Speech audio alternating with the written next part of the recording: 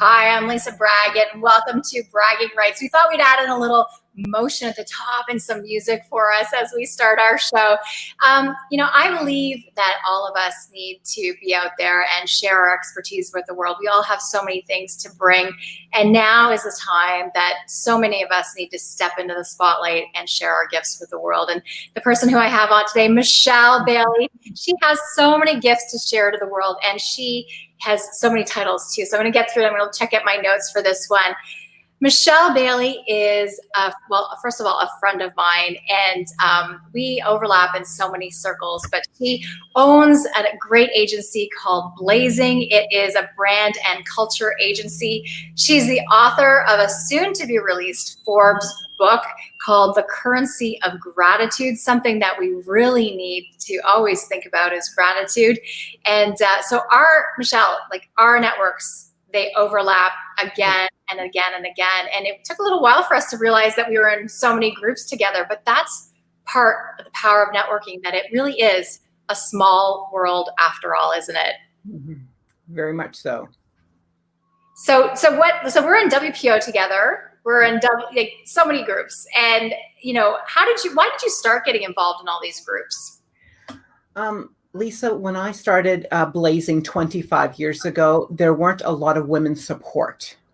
So because there wasn't a lot of women's support, I had to go and make my women's support.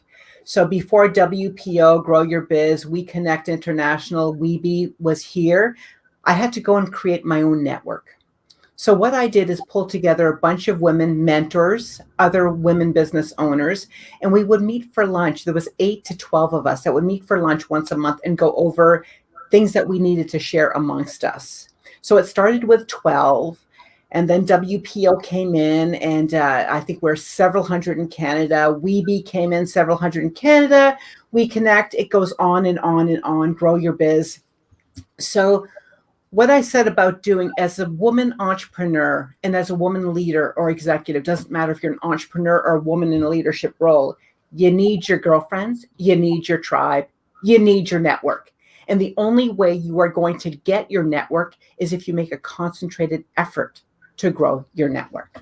Yeah, we need those cheerleaders, especially during this time. If we need those people, and I know, especially during COVID, I've reached out to my network and asked for help and asked for just guidance and just asked for those people who understand. But I've also used it to gain opportunities. We have so many opportunities in front of us that the networks just totally support us that way. Absolutely. I have someone I work with closely. She's the VP of Business Development here at the Blazing Group, Lisa Sharkey. That woman knows how to network in the new age with this online. I started my network the old-fashioned way: lunches, coffees, a glass of wine, one at a time. Lisa is concentrated. She reaches out to 10 people a day, 5 that she knows and 5 that she wishes she knows. How brilliant is that? And she's made it a discipline. And I think that's amazing to watch how she's growing her network online, especially through LinkedIn, what we're doing today, because this really is the place for business people to meet. It really is, because it's not just, people originally thought it was a place to get a job, and it's really not. And I love that Lisa's using the advantage of it. It's not just the people she knows, making contact with the people she knows and making sure that they're still in her tribe and her group, but it's also reaching out to the people you wish you would know and meeting them too. I like that for sure. So we should have Lisa on too and find out what she's doing, because it's really absolutely. Yeah, because it's really a challenge. And I think, we'd love to hear from you in the audience if you're watching live. What are your challenges with networking right now? Most of us did start our networks by reaching out to people in person. Michele and I have gone to conferences together, so that really deepens the relationship. And then she introduces me to somebody in person there. But nowadays, it's, we're in a different era where we live right now in Canada. In our areas where I'm locked down. I think, Michele, you're pretty locked down where you are too. So we're all in these various states of lockdown where we can't come together, break bread, have wine together, and go deeper with friendships and relationships and have those random connections. So it's a challenge now for all of us. So I'd love to hear, if you're watching, how are you networking? What are you doing to make connections during this time? And Michele and I will give you a few more tips as we go, but we'd even love to hear where you're from. So I'm here in Toronto, and Michele, you're not too far away from me. You're down what's called you're in Oakville. Yes. I'm in Oakville. Yeah.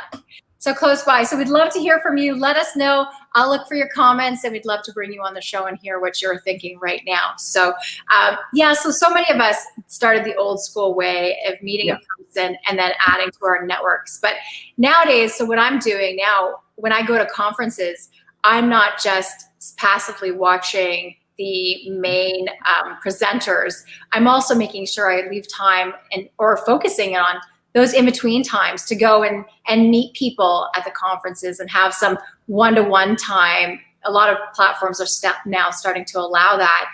But what are you doing in this time of shift and change, Michele, for networking? I'm doing actually a couple things. And this is what I've been telling some young entrepreneurs to do as well. I took out a piece of paper. We're all going through different emotional ups and downs through these last 10 months that we've been in various areas of lockdown. So what I've done is I've put together something very simple. Let me share with you what it is. It's called my support network. What I've done is put people in different areas of my life. I've put people in these boxes that I know I can lean on during these times to help me, from emotional to professional to financial to home and family, physical and health, and other. And other for me could be my pets. It could be the church I go to, different things like that. But I'm concentrating on what my support network is, because through our ups and down days, we need to be able to share with others so they can lift us up. I also, at the beginning of this, knowing that we would be going through different mental and emotional challenges, I put together 3 columns: people that give me energy, people that take away my energy, and people that are energy neutral. So I put names. Doesn't matter if it was family, friends, peers, clients. I did that so I knew when I was feeling really low where I needed to go. And it was to that positive network. But also understanding, with building my networks, I'm also very transparent. I am vulnerable. I am real. I am kind. And I am grateful. I read a great quote yesterday. Today, you could be standing next to someone who is trying their best not to fall apart. So whatever you do today, do it with kindness. I loved that quote. Oh my God, I read it yesterday and just hit me. It hit me because as we are wearing masks, we can't see how people are feeling. When you go to the liquor store, the grocery store, be kind. People are falling apart inside. And in building my network, I think the thing that has sustained my growth for a really strong and awesome network is because I'm not looking at what's in it for me. I'm looking at what's in it for you. So I like to, it's so important. And even through these challenging times we were in, you're Zooming with people, you're talking to them on the phone, and you think, how are you? Oh, I'm good. How are you? Well, I'm not so good, actually, if you really have to ask. Every day for me is like walking through mud. It's like Groundhog Day. And when I say things like that to people, they're like, oh my gosh, I thought I was the only person. You aren't. The only way someone's going to know how you feel is if you share first. Because when you share first, you are showing vulnerability, transparency, and you're showing that you're not scared to be authentic. And now, more than ever, we have to be authentic and vulnerable because we have no other choice. We're not Teflon. Things aren't bouncing off us. So when you're having a bad day, and if you aren't, bless you, because when I'm having a bad day, I reach out to people that I know will listen. The power and strength of just having someone listen to you, I can't tell you how powerful that is. And just making sure that you're being seen and heard in a way that resonates with you and with them. and never take anyone for granted. Um, that's a lesson I learned hard early on in my career, taking people for granted. When I did that, I lost some of those people. I wasn't able to win them back into my network. So many great things to unpack there for sure. And I would love to talk about neglecting people, but I also took some notes while you're going there. But I'd love to say hi to Jennifer, Lisa, and Julie, who are joining us today. And if you're just joining us too, I have Michele Bailey on from Blazing Network. She's also a Forbes author. Her book is about to come out really soon, and it's called The Currency of Gratitude. So I think that's why you heard gratitude woven into what she was speaking about. We're talking about networking and the power of networks right now, and how to really help support keeping your network around and making sure it thrives. Jen from Toronto, she says, networking by connecting others and helping them all discover how they can help each other. And I think that was one of your points, Michele, is how, we give, then take. That's what we do. That's the position that so often you give to your network, and then you get so much more than you even think of receiving back, don't you? Lisa, I'm glad you said that, because I tell people life is 360 degrees. What you give out will come back to you threefold. It might not come back to you in a week or a month, but it will come back in a way, shape that you may or may not recognize. I tell people, when people come to me and say something like, oh my God, I can't repay you for that advice, or I can't believe what you did, I need to thank you for that, I need to pay you for this, no. You need to pay it forward to somebody else. I'm good right now. Pay it forward to somebody else, because so many of us are in need out there, and so many of us really need to expand our network, because when we get out of this, your relationships should be deeper. They should be more authentic. They should be more real. And when we finally are able to hug one another, imagine how important that'll be for all of us. Because through this all, what we're hearing over and over again is we miss connection. We're not missing a whole bunch of stuff, but most of all, we're missing connection. And that's what this is. It's about expanding your reach. It really is. And the more seeds you're starting to sow now, well, it seems like it's downtime. It's actually the time of planting seeds out in the world and letting people know that you exist. And I love that Lisa's comment, Lisa Sharkey adds, and look who your connections are connected with, and introduce yourself to build the chain further. And now is the time. People are still, yes, there is Zoom fatigue. We have to acknowledge that. But people are also willing to have those extra conversations, 10 minutes, 15 minutes, to just get to know you and reach out to different people, because we are, most people want to have a stronger network, have those connections now. And it's so hard to meet people. We're not meeting them on the street. We're not meeting them at the elevator or in line for food. I have to tell you, or on an airplane. I talk to people in the plane. I'm that person, but people want to talk to me. I know when to turn it off. But we don't have that time to connect with each other. And so I think definitely, how can you cross-pollinate with each other? Yeah, I guess that's a question, Michele, for people who aren't an expert and a master networker like you are. How do you even make that initial, hey, to Lisa's point, could you refer me to someone else? Like, let's give it that tip on, and that it's okay to ask somebody else to introduce you, or just even to stand up and say hi and introduce yourself. Lisa, I think that's a great point. But when you're asking someone to refer you to someone, sometimes I like to dig deeper. Why exactly did you want to meet that person? And find out what the real issue or challenge is, so you can set it up and prop them up properly. Because think about it. When someone asks you to refer them to someone else, you're a brand ambassador, not only for the person who's asked you, but for the person you're connecting them with. You are creating brand ambassadorship. So make sure that you feel comfortable doing the referral, because nothing comes across as mostly insincere as someone who's just reaching out to you because of who you know. Yeah. And that's, to use somebody that way. And that's part of what a point you made earlier is to make sure that you never know who the next person is that you're referring to the network, but you don't know who it is that's standing beside you or on the plane or one email away from you. You just don't know when you're networking who you're actually talking to, because not everyone's dressed to the nines and all ready to go. Some people might be in their athleisure wear or whatever they are, and they might be that next person that you really need to meet to make the difference in your world, or even better, in the person next to you in their world. So helping be that super connector, which you are in spades, a super connector. Well, you know what? Connecting people and the right people together, nothing brings me more joy, especially when they start doing business with one another. I love to connect people that just magic happens. I'll look at people and say, you know what? You have the same kind of energy that matches my friend over here. You guys just need to meet because I think you'll have great conversations. Yeah, that's definitely important.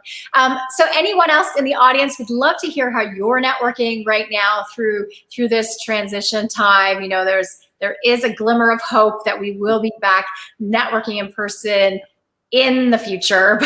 But right now, what are you doing to plant those seeds so you have stronger relationships? What are you doing to cross-pollinate, to help others? We're both members of Women's Presidents Organization, and we both attended a big event online, of course, not that long ago. And I was in one of the networking rooms, and people they weren't actively networking. They were sitting back, they were waiting for the experience to happen to them instead of making the experience. And I think we do that in real life and online. So how have you broken out of being that sitting back and waiting, and instead of, you're always a take charge person, but so how are you doing that during this time with taking charge of your networking? Two things make me come to mind when you're saying that. The first is I often go to a table, whether it be virtually or in person, where there is only one person sitting. And the other tables are full or almost full, but there's one person sitting and they're looking uncomfortable because no one's sitting with them. You would be surprised at the powerful connections I've made with that one person who's sitting by themselves because no one is stopping. They'd rather go to the full table. And the full table usually has great conversation already going, so it's hard to jump in. So whether that be virtually or in person, that's a great way to do it. The other thing I wanted to bring up is during these times, I have found that people I don't know have reached out to me on LinkedIn or found my email address and said to me, you don't know me, but I would appreciate it if you would give me 10 minutes of your time. This has happened 3 times in the last 2 weeks. I can always find time for somebody. And I have to tell you, these 3 different women I spoke to in the last little while took a lot of nerve for them to reach out to me. They don't know me. I could have rejected them. It wasn't one of those kind of machine bot messages. It was a heartfelt message. And when I get something like that, I know someone is crying for help in their own way. And they've reached out to me because they feel safe enough to do it. And they want to ask the questions that other people may consider stupid. There are no stupid questions. Yeah. And when someone reaches out to me in that kind of scenario, especially now, they might say, I was sent to you or someone told me about you. Make sure you reach out to those people. It took a lot of courage for them to make the connection. So don't just press delete. And realize too that sometimes people who are busy can't get to you in the first email. Not to be annoying, but persistence is something to consider, that you do need to sometimes send an email or send some sort of other communication once or twice, and let it breathe a little bit so that they can get back to their emails. I know a lot of people who used to travel a lot used to use the time when they were traveling to go through and clean up all their emails and get back to people, but realizing that there is time to get back to people, but send messages that aren't bot-like. send messages that reach through the clutter. You want to be always part of the signal and not the noise. So make sure they're really specific to the person that you're trying to contact. If you're trying to contact Michele, make sure you know a little bit about her. There's so much online already, but reach out to her and let her know. And so that you've already done some homework and that you're not a bot trying to sell her something, for sure. We have some people participating here. It was Kate, Kate is saying, sending out special holiday cards with special notes, especially to those I haven't seen since March. Kate, that is such a great idea. And Michele, I know you are like the queen of sending out cards. I wish I had one on my desk, because you've sent me cards in the past and just little thank you notes, and you always have some pretty stationery that you send out. So tell me about that strategy with keeping warm and that gratitude piece that you excel at. Well, what I started to do a few years ago is I realized that we often don't take the time to give a really heartfelt message to people. You might say, great job on the phone. You might send a quick email. I decided to change how I was doing things. I started to write notes to the point where Papyrus Cards, I'm probably their single most individual client that is not a retail store. I buy cards. I line them up for friendship cards, thinking of you cards, sympathy cards, happy birthday cards, girlfriend cards, funny, serious, beautiful. And I'd like to pull out that card, choose the card, and write a personalized note to people. And I do this over and over again. It's kind of become my signature. And I do this because I feel that there's nothing more powerful than receiving a handwritten note that someone has taken the time to buy, to write, to mail, so you can get it.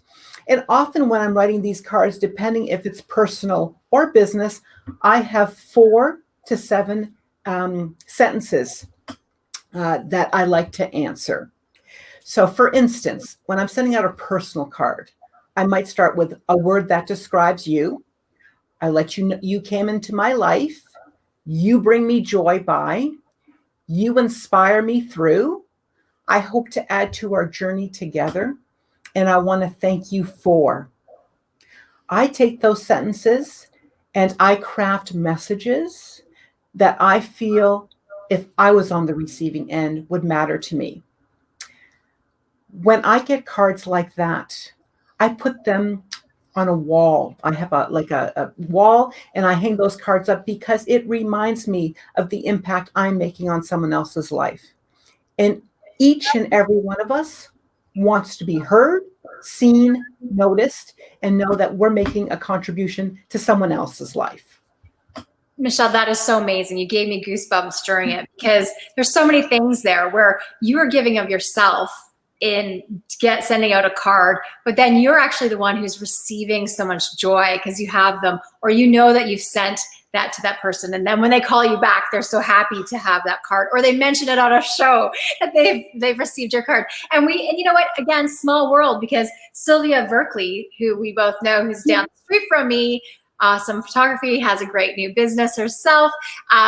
Your cards are so keepable, and they are true, and it's something that people are going to hold on to. So what a great networking tip. I also really love, and can I ask one of your staff or for you to send me that cheat sheet of how simple it is, those starter sentences. It's probably in your book, right? It's in my book. I actually give samples. I give samples in the book on how to write a difficult note to family or a client, how to write a note after you've lost a piece of business, how to write a note to fire a client that no longer fits in with your purpose or values, how to write a note to a colleague, how to write a note to a client. Simple little things that I'm trying to teach leaders and business people, that gratitude and acknowledgement and making sure people have a voice and they're seen and they're heard takes less than 5 minutes. Yeah. Less than 5 minutes. That's beautiful. So I'm going to ask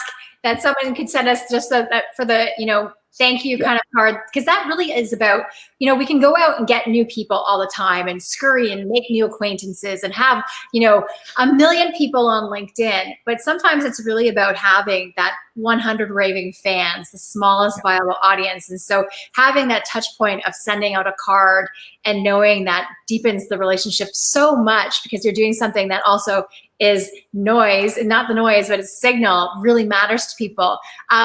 Love that Jennifer wrote, Michele, thank you for accepting their message. It's very rare to hear. Right now, it's important to have conversations with people without discussing business. And that was from Sylvia. I'm looking at my other screen just in case you're wondering what I'm doing, because it doesn't tell me all the people. And I love that you're here watching with us. If you are interested in talking about networking, I bet there are a few introverts who are wondering when we're going to talk about them. But if you have a question for a master networker like Michele, wanting to know how to get out there during this COVID time and thinking ahead to, well, I don't really want to network again until I have to, but now is the time. But put some questions in the comment area. We'd love to get to them. And if you're watching in the replay, we'll definitely promise to come back and comment too. So if you have any questions, let us know. But, you know, Michele has a map that she's built out of how to network effectively and the people that she needs to bring to her at this time. And I think when you put it out there and even writing it down, it makes you more intentional, and it brings those people to you for some reason, doesn't it? You know, it absolutely does. And one thing I want to talk about with networking, because networking can be a bad word, but in my world, it's a good word. And I'll tell you why. I moved so many times till I landed in London, Ontario, at the University of Western, that I could never sustain relationships for very long, because I was always moving from country or state until I landed in Canada. So I was 18 when I finally figured out relationships and friendships are really important to me. So what do I need to do to not only grow them? I want to build them. I want to sustain them, and I want to keep them. So one thing that a lot of people forget to do is reciprocity. Guys, we are all givers and takers in our own way. I tend to be a really big giver. But if people are always taking from me, it takes a long time, but you might be nibbed. Nibbed is what my girlfriend says, not invited back. We all are givers and takers. Make sure that you're not always on the giving, giving and not receiving back, because all of us need to get gas in our engine, no matter how full our engine is. So I really wanted to stress the reciprocity and the follow-up. Yes, the secret is, so whenever I was writing the blurb, it's really, and it's been, I think we both know so many people, but Mark Hatchie, and even people when you talk to international business, the secret to all of this is in the follow-up. That's the secret that I promised we would talk about, is the follow-up. Because so how many times have you had a nice glass of wine with someone or exchanged pleasantries and said, oh, let's talk further, and then it never happens, and it's lost opportunity for everyone there, or you just don't bother because you're afraid afterwards, or you've let too much time go. So how do you do the follow-up? What's your secret to success?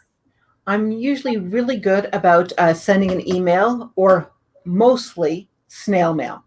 So if I've sent a snail mail, you're probably getting it a week to 10 days after I've met you. And fingers crossed, hopefully you'll still remember me. But here's the key, Lisa. I just don't send follow-up notes thinking I'm going to get your business or an opportunity. I send notes because that for me is the right thing to do. A lot of times I send notes to people that will never, I meet them once and I just might say in a note, I might say something personal or something that they said that touched me. I send the note off, and that's Bob's your uncle. I do want to talk about, we pitched a client, Blazing pitched a client about a year and a half ago, and there were 6 people in that room, the CEO and the people who are working on the project. So we were one of 3 agencies. So I got back and I did my little thing, and I sat and wrote a note to all 6 people, all different. So a week later, they still hadn't made a decision on who they were going to choose. The CEO got my note and he reads the note, and then he goes over and he says to people, I got this note from Michele Bailey at Blazing. Look at this, a handwritten note. And one by one, the 5 people said, So did we. And he said, let me see them. So they all had to show him my note, all on different stationaries with a different message in the note. So he reads these notes and he says, if she takes this much care with the details for us, can you imagine what she'd do for our business? All because of a note, a six-figure account, all because of a note. The follow-up.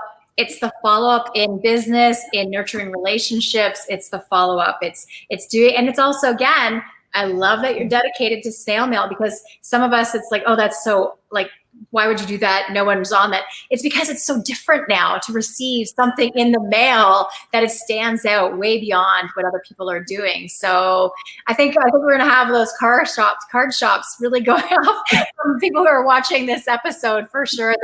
That's one of the ways that you really want to be strategic in the way that you network and the way that you follow up, because the details are in the follow-up. It can give you a 100,000 or multi-figure contract in the end for sure, and not cost you a lot in time or effort for sure. So, so does anyone have any last questions on networking? You know what we didn't get to is really helping the introverts with networking. And I think you and I both are, well, we're both extroverts, but I think we both can be ambiverts, where sometimes we can have our downtime.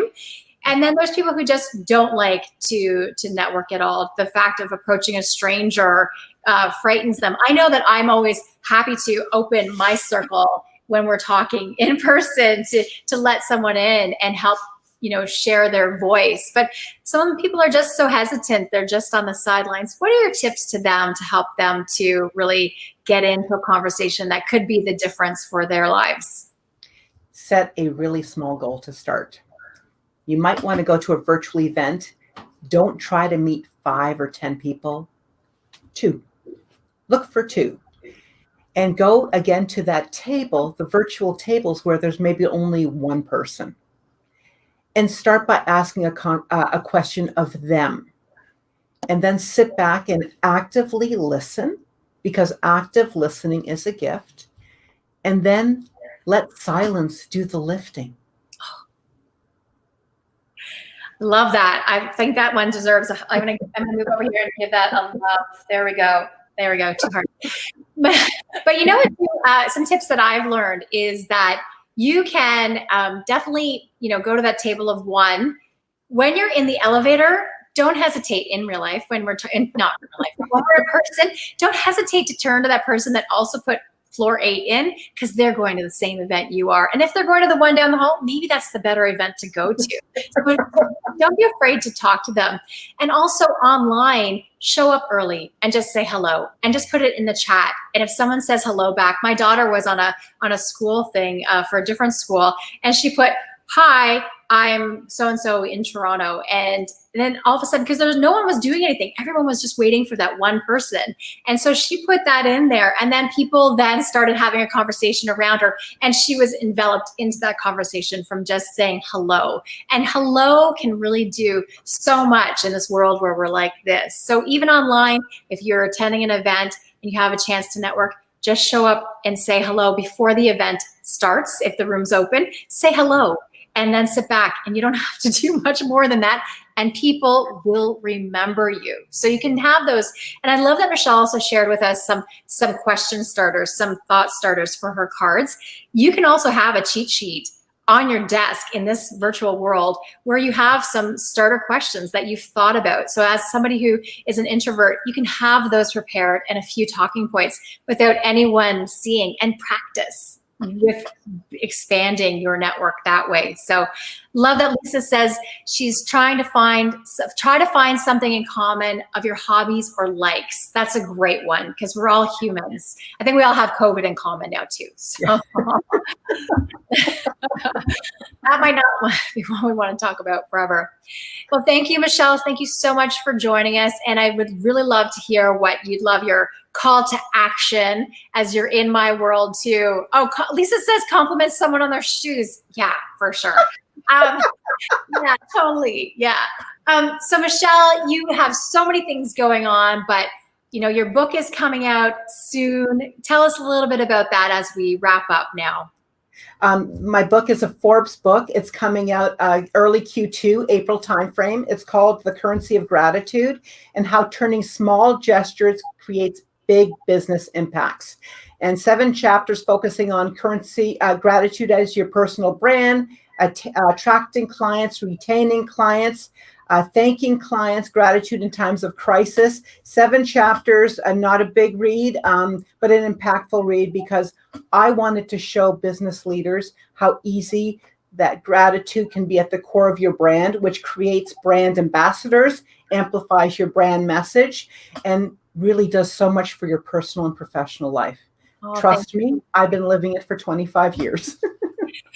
Michele, thank you so much for all your tips on networking, and even so much more on adding in some of the layers of gratitude, because that's part of networking, is the follow-up, which includes gratitude. So I thank you so much, my friend, for coming on the show and talking to us and giving us your expert advice. And it's always just great to see you too. So if you are watching, I'd love you to join my community here on LinkedIn. And it's bragging rights.